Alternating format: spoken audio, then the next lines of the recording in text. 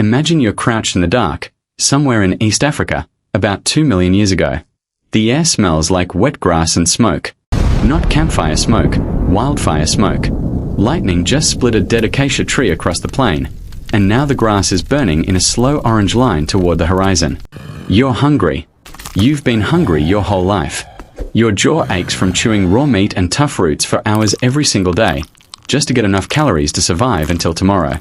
And then you see it. Animals fleeing the fire. Insects roasted where they stood. And on the blackened ground, where the flames already passed, something strange. A dead tortoise, cooked inside its own shell. You pick it up.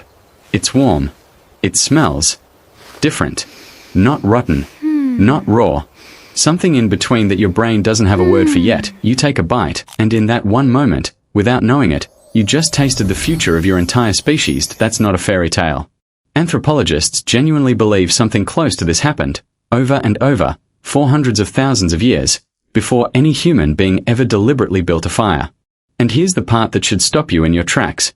Cooking may not be something humans invented on purpose at all. It might be something that invented us first. Most people think cooking food is just a convenience, a way to make dinner taste better.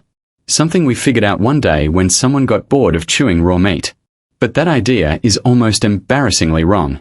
The story of cooking isn't a story about flavor.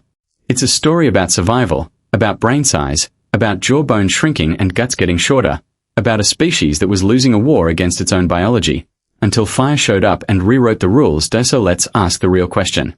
Not when did humans start cooking? But this, did humans learn to cook, or did cooking make us human? Let's go back further than fire. Let's go back to a time before we were even the species.